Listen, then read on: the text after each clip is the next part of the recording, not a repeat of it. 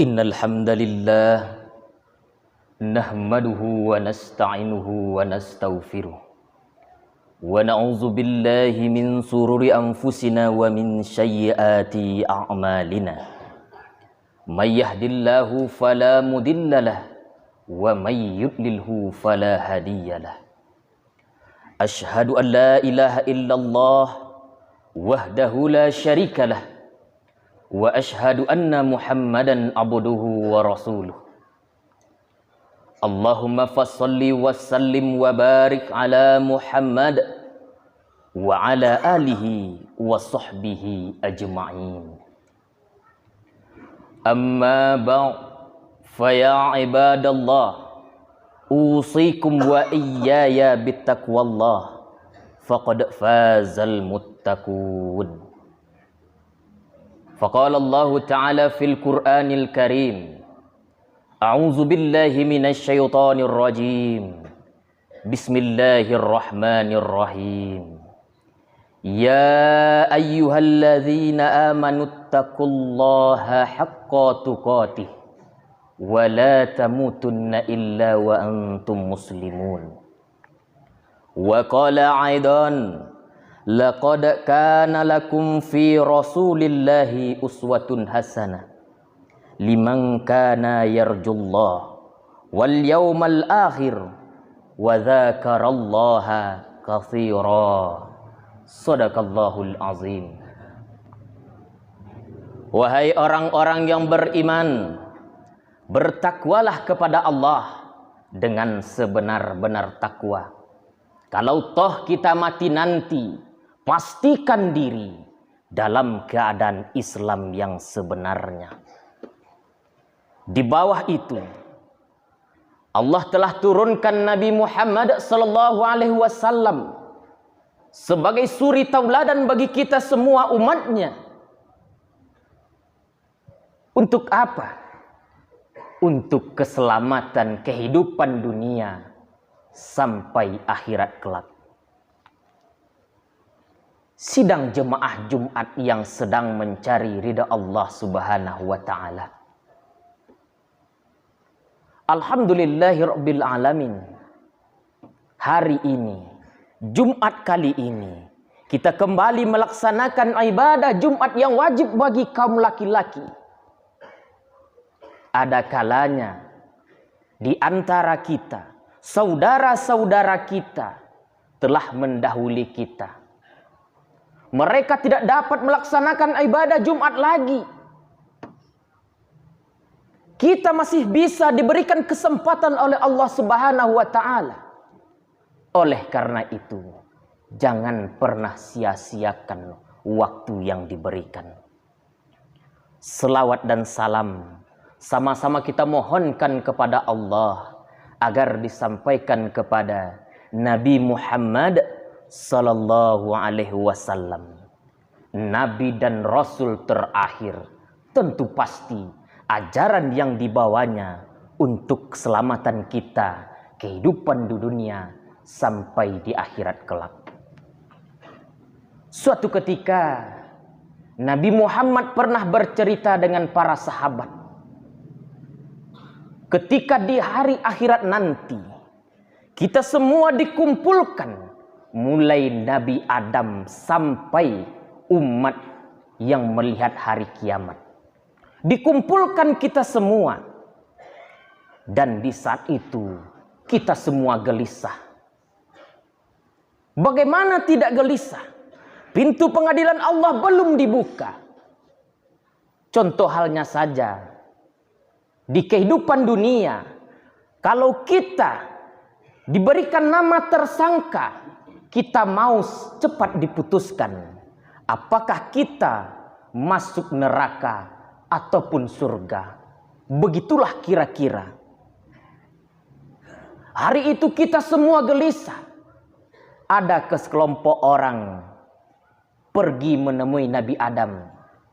Wahai Nabi Adam, bapak kami semua, kakek kami semua, memohonlah kepada Allah agar dibuka pintu pengadilan ini. Apa jawab Nabi Adam? Bagaimana aku meminta kepada Allah? Bagaimana aku mau menemui Allah? Aku malu menghadap Allah Subhanahu wa taala. Kenapa ya Nabi Adam? Ketika aku hidup dulu, aku pernah memakan buah haram. Allahu Akbar. Sungguh luar biasa. Memakan satu buah haram. Nabi Adam malu menghadap Allah. Bagaimana kita? Sudah berapa banyak uang haram, makanan haram yang sudah kita makan selama hidup kita. Yang kita berikan kepada anak kita, istri kita untuk menjalani kehidupan. Mana berkah yang akan datang? Mari kita introspeksi diri lagi. Sudah berapa banyak hal-hal haram yang sudah kita makan? Ada kalanya kita seseorang untuk mencari pekerjaan. Kita lakukanlah penyogokan untuk mendapatkan pekerjaan. Gaji pertama sampai gaji terakhir terhitung haram di hadapan Allah Subhanahu wa taala. Kita semua pasti mati. Semuanya pasti kita pertanggungjawabkan. Jadi, apapun bentuk-bentuk kesalahan kita hari ini, mari kita ubah. Jangan lagi uang haram, makanan haram untuk menjalani kehidupan ini. Terkadang kita lebih memilih uang haram daripada uang halal yang sedikit. Kita rela menghancurkan kehidupan seseorang, bahkan menghancurkan kehidupan bangsa. Korupsi, mengambil uang rakyat. Bagaimana berkah yang akan datang dalam kehidupan kita? Sedangkan hal-hal haram sudah mendarah daging dalam kehidupan kita.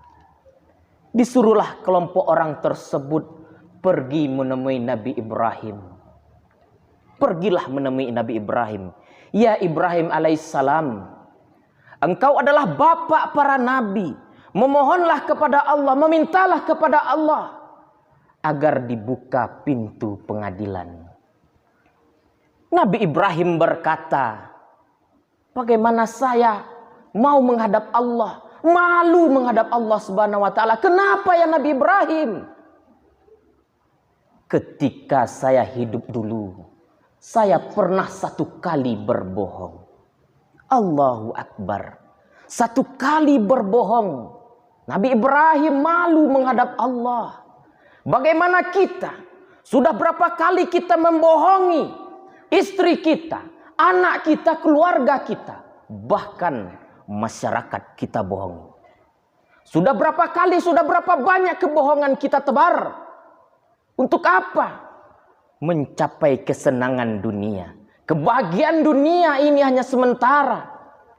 Akan tetapi kita selalu berbuat bohong. Apalagi dalam keadaan-keadaan politik. Banyak orang menebar kebohongan-kebohongan. Menjanjikan. Apakah mereka tidak berpikir suatu saat akan bertemu dengan Allah Subhanahu wa taala? Kembali lagi kita menintrospeksi diri. Kebohongan-kebohongan selama ini sudah berapa banyak kita ucapkan. Sudah berapa banyak kita bohongi orang. Marilah kita meminta maaf, meminta ampun kepada Allah. Meminta maaf kepada saudara-saudara kita yang telah kita bohongi tersebut. Selanjutnya Nabi Ibrahim menyuruh kelompok orang tersebut menemui Nabi Nuh alaihissalam. Wahai Nabi Nuh, engkau adalah Nabi dan Rasul. Memintalah kepada Allah, memohonlah kepada Allah agar dibuka pintu pengadilan ini. Kembali lagi, bagaimana saya mampu berdoa, memohon bertemu dengan Allah? Saya malu. Bagaimana ya Nabi Nuh? Kenapa malu? Ketika Allah perintahkan kepadaku, la ilaha illallah, sembahlah Allah. Sedangkan anakku durhaka kepadaku, durhaka kepada Allah Subhanahu wa taala. Satu anak Nabi Nuh alaihissalam durhaka kepadanya, tidak mau menyembah Allah, malu menghadap Allah. Bagaimana 4 anak orang laki-laki kita, 4 orang anak laki-laki kita hari ini tidak pergi untuk menunaikan sholat Jumat. Sholat subuh keteledoran, ketiduran, bahkan tidak dilaksanakan.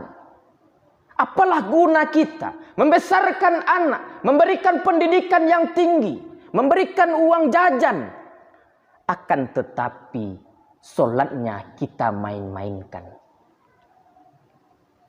Padahal doa anak yang soleh dan solehah yang akan menyelamatkan kita di kehidupan, baik itu di alam kubur sampai di akhirat kelak.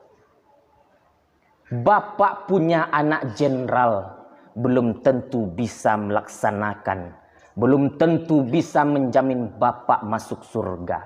Bapak punya anak pejabat publik, belum tentu bisa menyelamatkan kita di alam kubur. Akan tetapi menjadi anak soleh, kalau kita ingin menjadi jenderal, haruslah kita menjadi TNI atau polisi.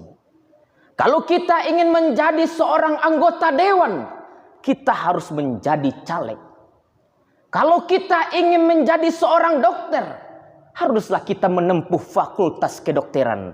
Akan tetapi untuk menjadi anak yang soleh dan soleha, terkadang tidak perlu pendidikan sekolah, akan tetapi pendidikan di rumah yang sangat diperlukan. Bagaimana kita hidup tenang di alam kubur, sedangkan anak kita berfoya-foya di atas dunia tanpa melaksanakan sholat. Begitu perih rasanya alam kubur. Akan tetapi doa anak yang soleh dan soleha bisa menghentikan azab tersebut. Disuruhlah oleh Nabi Nuh alaihissalam, temuilah Nabi Muhammad, temuilah Nabi Muhammad. Semoga beliau bisa berdoa dan bertemu dengan Allah Subhanahu wa taala.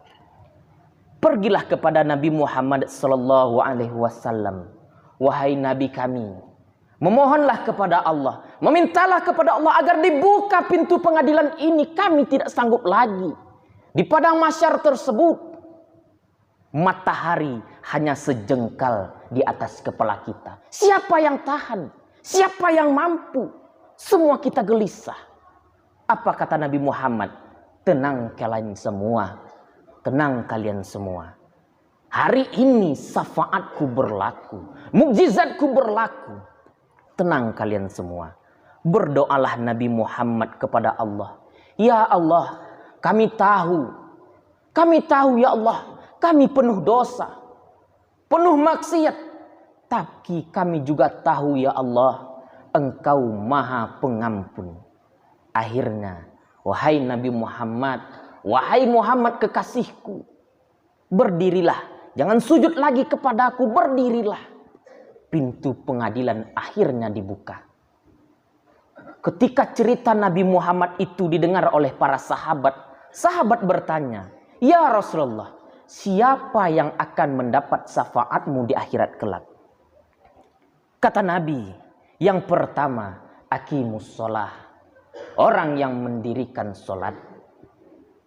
Bapak tidak puasa, masih dianggap Islam. Bapak tidak berzakat, masih dianggap Islam. Kita semua tidak berzakat, masih dianggap Islam. Akan tetapi, kata Imam Syafi'i, siapa yang tidak mendirikan sholat, jangan pernah sholatkan jenazahnya. Bahkan Nabi Muhammad mengatakan, siapa yang melalaikan sholat, kafir di hadapan Allah Subhanahu wa ta'ala. Kafir di hadapan Allah Subhanahu wa ta'ala.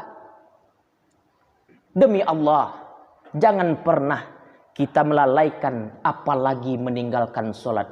Sesungguhnya pertanyaan pertama ialah sholat di alam kubur. Tidak lain, tidak ditanyakan harta. Akan tetapi yang pertama itu adalah sholat. Jadi sidang jemaah Jumat yang sedang mencari ridha Allah Subhanahu wa ta'ala, ketika kehidupan kita, bertanya kita kepada diri kita, kenapa kehidupan ini amatlah susah? Kenapa keluarga saya berantakan? Jawabannya hanya satu, perbaiki sholat kita. Sudah sampai mana pelaksanaan dalam mendirikan sholat kita? Andaikan di suatu hari ada pesta politik akan memilih pemimpin, kalau kita lihat, mari kita lihat seksama, apakah calon pemimpin kita itu mendirikan sholat? Sedangkan Allah dia tipu, apalagi kita hanya manusia biasa, pastilah ditipu. Dia tidak takut azab Allah, apalagi ancaman kita manusia. Yang kedua, kata Nabi Muhammad sallallahu alaihi wasallam, orang yang berselawat kepadaku. Kata Allah menyuruh kita untuk sholat, Allah tidak sholat. Allah perintahkan kita untuk haji, Allah tidak haji. Allah perintahkan kita puasa, Allah tidak puasa. Allah tidak berzakat. Akan tetapi, ketika Allah perintahkan kita untuk berselawat kepada Nabi Muhammad sallallahu alaihi wasallam, Allah beserta para malaikat berselawat kepada Nabi kita. Jadi, janganlah kita menjadi golongan-golongan yang pelit di atas muka bumi ini. Semoga apa yang disampaikan oleh khatib hari ini menjadi amalan bagi khatib dan menjadi pencerahan untuk kita semua. Fa'tabiru ya ulil albab la'allakum turhamun.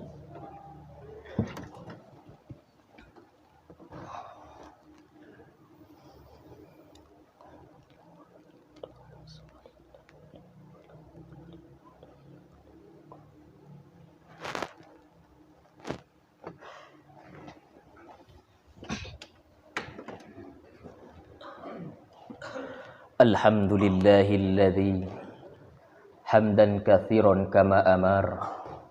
Ashhadu an la ilaha illallah wahdahu la syarikalah. Wa ashhadu anna Muhammadan abduhu wa rasuluh.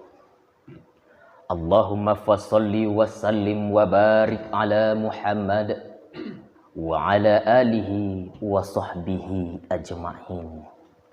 Amma ba'd fa ya ibadallah, inni usikum wa iyaya bittaqwallah faqad fazal muttaqun. Ittaqullaha haqqa tuqatih wa la tamutunna illa wa antum muslimun. Faqala Allah ta'ala fil Qur'anil Karim, a'udzu billahi minasy syaithanir rajim. Bismillahirrahmanirrahim. Inna a'tainakal kautsar fasholli li rabbika wanhar inna syani'aka huwal abtar. Sidang jemaah Jumat yang sedang mencari ridha Allah Subhanahu wa taala. Di akhir-akhir ini, di akhir tahun 2022 ini, sering kita lihat dan kita dengar berita-berita duka, berita-berita bencana alam yang melanda saudara-saudara kita. Baru kemarin ini, 1 hari yang lalu, gempa bumi melanda Bengkulu, namun tidak menyebabkan bencana yang luar biasa. Akan tetapi, beberapa hari yang lalu ke belakang, kita lihat saudara-saudara kita di Cianjur sana, banyak yang meninggal dunia. Kita tidak tahu kapan bencana itu datang. Terkadang bencana itu datang ketika kita merasakan kesenangan di dunia.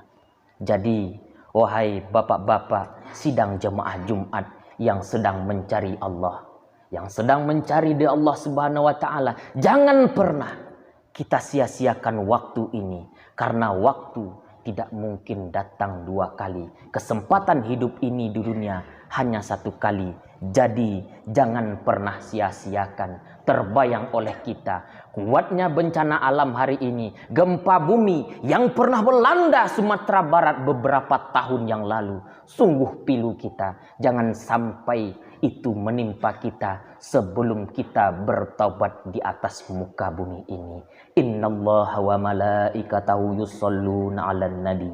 Ya ayyuhalladzina amanu shallu 'alaihi wa sallimu taslima. Allahumma shalli 'ala Muhammad wa 'ala ali Muhammad kama shallaita 'ala Ibrahim wa 'ala ali Ibrahim wa barik 'ala Muhammad wa 'ala ali Muhammad kama barakta 'ala Ibrahim wa ala ali Ibrahim fil alamin innaka Hamidum Majid. Allahumma ighfir lil mu'minina wal mu'minat wal muslimina wal muslimat al ahya'i minhum wal amwat. Amin amin ya qadiyal hajat. Allahumma ighfir lana dzunubana wa liwalidayna warhamhuma kama rabbayana shaghira. Allahumma hdina ila siratim mustaqim. Allahumma hdina ila siratim mustaqim. Allahumma hdina ila siratim mustaqim. Siratal ladzina an'amta 'alaihim ghairil maghdubi 'alaihim waladdallin. Amin amin ya Allah. Ya Allah, tunjukilah kami jalan yang lurus. Jangan sampai kami meninggalkan masjid ini, rumahmu ya Allah, dalam keadaan berdosa yang bertambah ya Allah. Ampunilah dosa kami. Jangan izinkan kami pulang dari rumahmu ya Allah dalam keadaan berdosa ya Allah. Kami takut ya Allah. Kami takut azab dunia, apalagi azab kubur. Ketika azab kubur, kami tidak mungkin kembali lagi ke atas bumi ini untuk merengek, menangis kepadamu, memohon kepadamu untuk dihidupkan kembali. Rabbana zalamna anfusana wa illam taghfir lana wa tarhamna lanakunanna minal khasirin. Rabbana atina fid dunya hasanah wa fil akhirati hasanah wa qina azabannar. Walhamdulillahi rabbil alamin. Aqimus shalah.